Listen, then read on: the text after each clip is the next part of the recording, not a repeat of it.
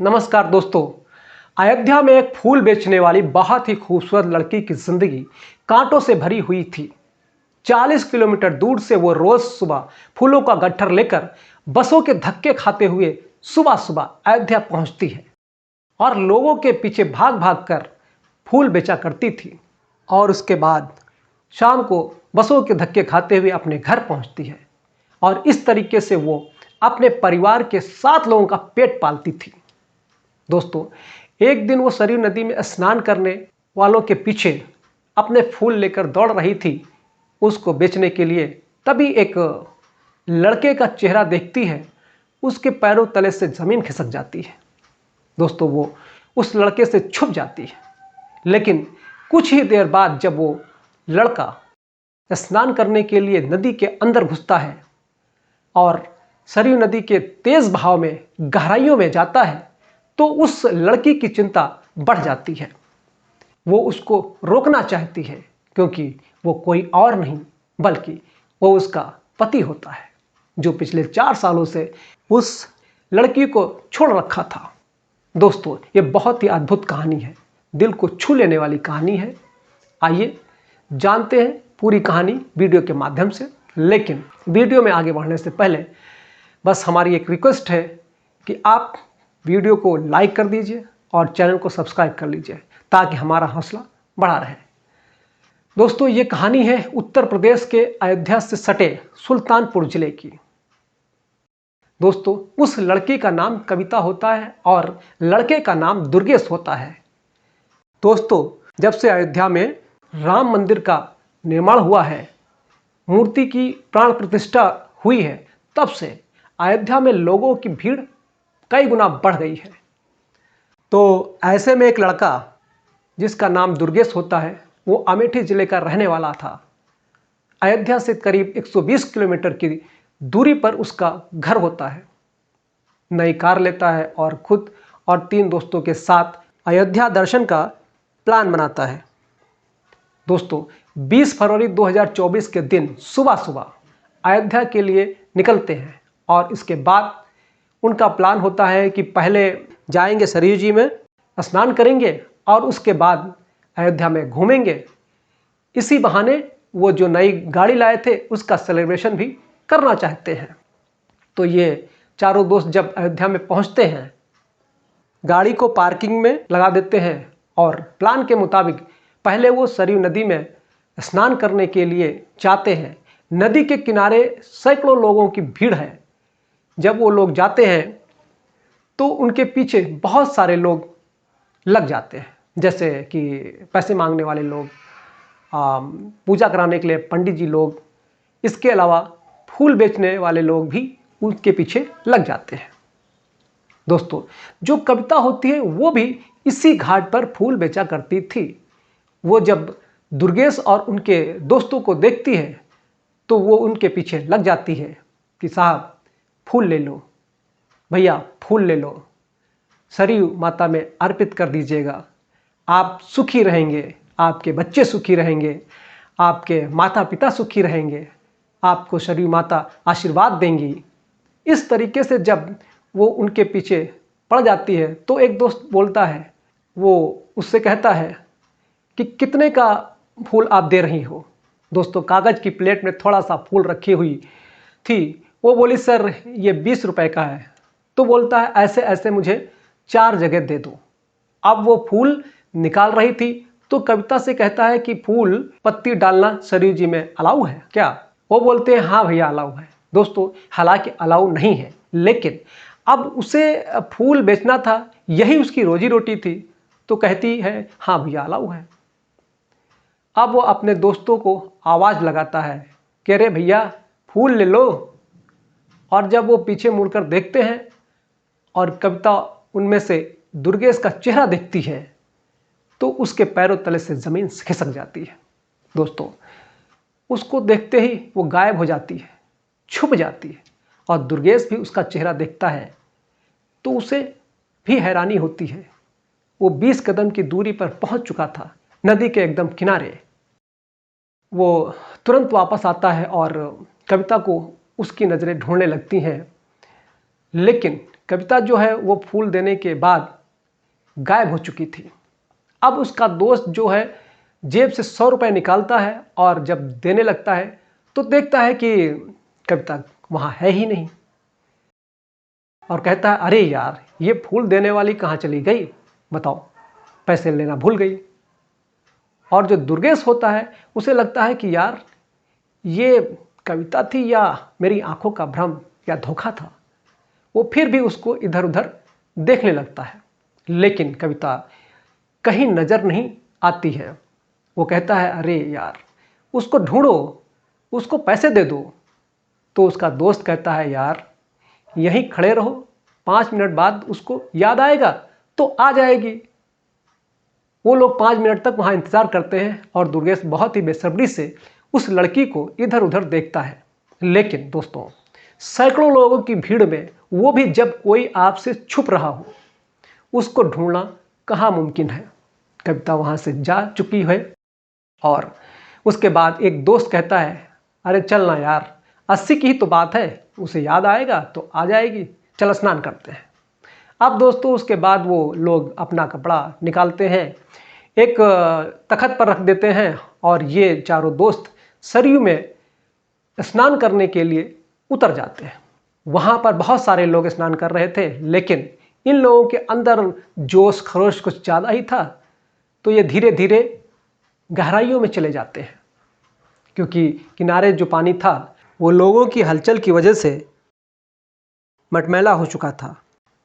तो साफ पानी में जाकर नहाना चाहते थे, लेकिन पानी का बहाव तेज था और दोस्तों जो कविता थी वो वहाँ से उसके पास जाती है और छुपकर दुर्गेश को निहारने लगती है, क्योंकि 4 साल बाद उसको देख रही थी। दोस्तों दुर्गेश को देखती है, छाती भर पानी में वो चला जाता है। तो जैसे होता है कि अपनों के लिए चिंता होने लगती है ना, यही हाल कविता का भी होने लगता है। वो दुर्गेश को लेकर चिंता करने लगती है और तभी एक लड़के से कहती है कि इधर आओ बाबू, उन लोगों को बोलो कि ज़्यादा पानी में ना जाए, पानी का बहाव बहुत तेज़ है। वो लोग किनारे पर ही नहाए। दोस्तों लड़का जोर से कहता है भाइयों, इतनी गहराइयों में मत जाओ, नदी का बहाव तेज़ है। तो कुछ लोग तो किनारे आ जाते हैं उसकी बात सुनकर, लेकिन दुर्गेश जो है वहीं खड़ा रहता है, बल्कि वो और गहराई में जाता है। अब लड़का तो बोलकर चला जाता है, लेकिन कविता की टेंशन बढ़ जाती है। वो खुद गांठ भर पानी में चली जाती है और ज़ोर ज़ोर से दुर्गेश को आवाज़ लगाती है कि आपको मना किया जा रहा है, तो आप इतने पानी में क्यों जा रहे हो।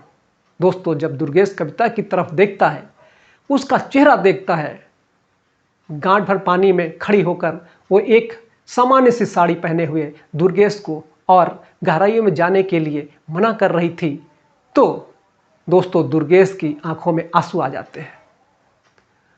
उसको देखकर कविता भी रोने लगती है और रूंधे हुए गले में कहती है कि आप इधर आ जाओ ना, उतनी गहराई में क्यों जा रहे हो नहाने के लिए। दोस्तों अब बहुत सारे लोग यूँ तो कविता को देखने लगते हैं, जो उसके दोस्त होते हैं वो भी कविता की तरफ देखते हैं। दोस्तों जिस पत्नी को दुर्गेश 4 साल छोड़ रखा था, जो दर दर की ठोकरें खा रही थी, अभी भी उस पत्नी के दिल में दुर्गेश के लिए इतना प्यार था। ये देखकर वो खुद को संभाल नहीं पाता है और फूट फूट कर रोने लगता है। उसको रोता हुआ देख उसके दोस्त जो है वो घबरा जाते हैं, उसके पास जाते हैं, उसको संभालते हैं और कहते हैं कि ये तो फूल वाली है, इसे तू जानता है क्या, कौन है ये। तो कहता है कि यार यही तो मेरी पत्नी है, जिससे मैं 4 साल से अलग रह रहा हूँ। 4 सालों के बाद मैं इसे देख रहा हूँ। तो एक दोस्त कहता है अरे यार, मैं तो सोच रहा था कि ये अपने पैसे मांगने के लिए आ रही है और इस तरीके से कह रही है। दोस्तों वो कहता है नहीं यार, ये मेरी पत्नी ही है जो फूल बेच रही थी। अब दोस्तों उसके दोस्त भी हक्का बक्का रह जाते हैं, उनका मुंह खुला का खुला रह जाता है। वो कविता को देखते हैं, एक सामान्य सी साड़ी पहने हुए घुटने भर पानी में खड़ी थी। एक के मुंह से निकलता है कि अरे यार भाभी जी हैं। दोस्तों वो वहाँ से जाता है तो कविता भी रो रही थी। उसको संभालता है, कहता है भाभी जी मत रो। देखो यहाँ पर इतने लोग हैं, कोई देखेगा तो क्या कहेगा। दोस्तों सैकड़ों लोगों की भीड़ में इनकी एक अलग ही कहानी हो गई। वो उसको संभालता है और उसके बाद दुर्गेश को भी बुलाता है, यार चल किनारे आ जा, बाद में नहा लेंगे। दोस्तों वो लोग दुर्गेश को लेकर आते हैं। कविता उसका हाथ पकड़कर रोने लगती है। तो उसके बाद ये लोग उन दोनों को समझाते हैं, बुझाते हैं और समझाने के बाद चुप कराने के बाद कहते हैं कि भाभी जी अब आप भी चलिए, स्नान कर लीजिए। लेकिन वो मना कर देती है, कहती है मैं तो सुबह आती हूँ तो यहाँ स्नान कर लेती हूँ, नहाने के बाद मैं फूल बेचती हूँ तो मेरे कपड़े तो गीले हैं, मैं नहीं नहा सकती। दोस्तों वो नहीं नहाती है लेकिन ये लोग नहा लेते हैं। दोस्तों उसके बाद दुर्गेश और कविता का घुटने भर पानी में तमाम फोटो ये लोग खींचते हैं दुर्गेश के मोबाइल से। और उसके बाद ये लोग नहा के बाहर निकलते हैं, कपड़ा वगैरह चेंज करते हैं।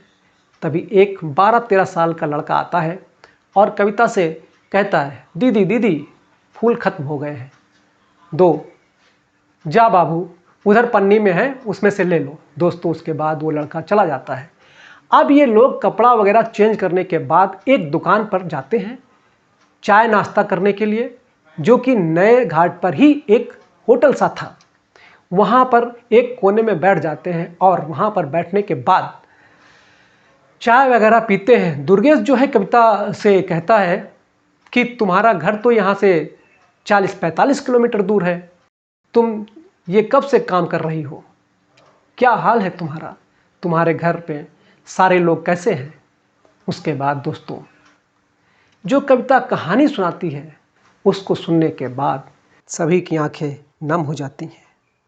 दोस्तों फरवरी 2019 में दुर्गेश और कविता की शादी हुई थी, लेकिन शादी वाले दिन ही दोनों पक्षों में, बारातियों और घरातियों में मारपीट हो जाता है। मारपीट इतना भयंकर होता है, डीजे पर डांस को लेकर शुरू हुआ मामूली सा विवाद धीरे धीरे एकदम विकराल रूप ले लेता है। दोनों पक्षों को चोट लगती है, कविता के घर वालों को, गांव वालों को और दुर्गेश के घर वालों को और बारातियों को। नौबत यहाँ तक आ जाती है कि शादी किए बिना ही बारात लौटने के लिए तैयार हो जाती है। लेकिन जब कुछ समझदार लोग बीच में पड़ते हैं तो किसी न किसी तरीके से शादी होती है। लेकिन शादी के बाद जब कविता अपने ससुराल जाती है तो दुर्गेश के घर पर उसको वो मान सम्मान नहीं मिलता जिसकी वो हकदार थी। शादी के अगले ही दिन से उसकी माता, उसके पिताजी, उसकी बहनें उसको ताने देना शुरू कर देती हैं। तरह तरह के इल्ज़ाम जो हैं उसके घर वालों पर लगाने लगती हैं। एक हिसाब से उस गांव का बदला कविता से ये लोग लेने लगते हैं, जिसको सुनते सुनते कविता तंग आ जाती है। लेकिन किसी तरीके से उस घर में रहती है, क्योंकि जो दुर्गेश था वो कविता से बहुत प्यार करता था और इसीलिए वो वहाँ पर अपने ससुराल में 6 महीने तक सबकी बातें सुनती रही। दुर्गेश की मेडिकल स्टोर की दुकान थी, अच्छी खासी चलती थी, बहुत सारे पैसे थे, एक हिसाब से वो लोग अमीर थे। और कविता के पिताजी मुंबई में दिहाड़ी मजदूरी का काम करते थे। तो कविता बहुत खूबसूरत थी, इसीलिए इन दोनों की शादी हुई थी, लेकिन वो गरीब थी, तो इसीलिए उसे 2 के बजाय 10 बातें सुनाई जाती थी। अब दोस्तों 6 महीने बीत गए। इस बीच में 1-2 बार कविता अपने मायके गई, ससुराल आई, लेकिन 6 महीने के बाद जब वो अपने मायके गई तो उसको कोई लेने ही नहीं गया। दुर्गेश को भी मना कर दिया गया कि आप वो लड़की इस घर में नहीं आएगी, तुम्हारी दूसरी शादी होगी। संदेशा भिजवा दिया कि भाई तुम अपनी लड़की का देख लो, हम अपने लड़के का देख लेते हैं। अब ये रिश्ता नहीं चलने वाला। अब दोस्तों 6 महीने बाद उसके पिताजी भी, जो कि मुंबई में काम करते थे, वहीं एकलौते उस परिवार के पालनकर्ता थे, उनकी जो है एक्सीडेंट में मौत हो जाती है और इस वजह से पूरा परिवार समझो अनाथ हो जाता है। उस परिवार में अब उसके दादा दादी, उसकी माता, उसकी बहन जो कि 18 साल की थी और जिस समय उसकी शादी हुई थी कविता की तो वो 21 साल की थी और उसके 2 भाई, एक 12 साल का था और एक 8 साल का, कुल मिलाकर 7 लोग थे। लेकिन उसके पिता की मौत के बाद दोस्तों कोरोना काल भी आ जाता है। इन लोगों की हालत बहुत बुरी हो जाती है, इतनी बदतर स्थिति हो जाती है कि इन लोगों के जीने खाने तक के लाले पड़ जाते हैं। सरकार राशन तो देती थी लेकिन उस राशन के अलावा भी बहुत सारे खर्चे थे दोस्तों, बहुत ही ज़बरदस्त गरीबी आ जाती है। कविता क्या करती, उस पर घर की सबसे बड़ी होने के नाते जिम्मेदारी थी दोस्तों। वो दिन रात चिंता में रहने लगी कि अपने परिवार का कैसे पेट पाले। उसकी माँ को कभी कभी मजदूरी मिल जाती थी लेकिन उससे गुजारा करना नामुमकिन था। और इधर जो उसके ससुराल में इसका पति जो दुर्गेश होता है वो एक और मेडिकल स्टोर खोल लेता है, क्योंकि उसने भी मेडिकल की पढ़ाई की थी। वो भी मेडिकल स्टोर अच्छा खासा चलने लगता है, किसी चीज़ की कोई कमी नहीं थी, कोई टेंशन भी नहीं थी। लेकिन उधर जो है कविता की हालत खराब हो जाती है। अब दोस्तों 2022 आ जाता है, आखिरी महीना चल रहा था, तभी जो है कविता के घर पर एक व्यक्ति ऐसे ही आ जाता है जो कि अयोध्या से घूमकर गया हुआ था। तो कविता ने अपने नल पर बहुत सारे फूल लगा रखे थे, वो सारे खिले हुए थे। अब दोस्तों वो व्यक्ति उन फूलों को देखकर कहता है कि अरे यार, अयोध्या में इतने महंगे फूल हैं कि अगर इतने ही फूल वहाँ पर ले जाकर बेच दिए जाएं तो कम से कम 1000 रुपये मिलेंगे। अब दोस्तों वो कहकर तो चला गया, लेकिन कविता के दिल में ये बात बैठ गई। वो अगले दिन सुबह सुबह सारे फूल तोड़ लेती है और अपने एक छोटे भाई को, जो कि उस समय तकरीबन 10-11 साल का था, उसको लेकर अयोध्या चली जाती है सरकारी बस पकड़ के और वहाँ पर जाती है। घाट पर दोस्तों लेट हो चुका था, लेकिन फिर भी जो 10-15 किलो फूल थे उसको उसने 2000 रुपये में बेचा। शाम को आई तो बहुत खुश थी, लेकिन उसके बाद घर पे जो फूल थे वो सारे खत्म हो गए। उसने पता लगाया कि फूल कहाँ पर मिलता है। तो दोस्तों उसका एक भाई था जिसकी उम्र तकरीबन अब 15 साल की हो चुकी थी। वो गया मंडी में पता लगाने के लिए कि फूल कहाँ मिलता है। दोस्तों उसके बाद रोज़ वो 20 से 25 किलो फूल खरीद के लाता है और इधर जो कविता थी और उसका छोटा भाई था, ये लोग उन फूलों को बस पर लाते और उसके बाद सुल्तानपुर से जाकर अयोध्या में बेचते थे। तो 1 साल से ये लोग यही काम करते थे। जब राम मंदिर का निर्माण हुआ उसके बाद से और लोग आने लगे तो इनके फूलों की और खपत बढ़ गई। 10 किलो और फूल बेचने लगे। दोस्तों ये लोग 1500 रुपये का फूल जो खरीदते थे वो अयोध्या में ले जाकर भाई बहन 2500 रुपये में बेच देते थे और सब कुछ काटकर 1000 रुपये रोज का बच जाता था। लेकिन इसके लिए लोग सुबह 5 बजे उठते थे और शाम को घर में 6-7 बजे तक पहुंचते थे। लेकिन फिर भी जो है इस परिवार का पेट पलने लगता है। दोस्तों यही सब करके उस परिवार का गुजारा हो रहा था। कविता बहुत ही खूबसूरत थी, तो ज़माने की नज़रों से बचने के लिए खुद को बहुत सामान्य दिखती थी, नॉर्मल सी साड़ी पहनती थी। 25 साल की उम्र में वो खुद को 45 साल की तरह रखती थी और अपने भाई को भी अपने साथ में रखती थी ताकि उसे कोई कुछ ना कह पाए, ताकि रास्ते में भी उसको कोई परेशान ना करे। और रोज की तरह उस दिन भी वो नदी पर फूल ही बेच रही थी जब दुर्गेश को वो देखती है और दुर्गेश उसको देखता है।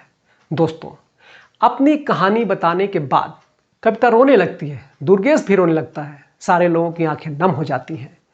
उसके दोस्त दुर्गेश से बोलते हैं कि बता यार, इसमें तू बता, भाभी जी की कहाँ गलती है, इनसे कौन सी गलती हो गई जो इस तरीके से तुम लोगों ने इनको दर दर की ठोकरें खाने पर मजबूर कर दिए।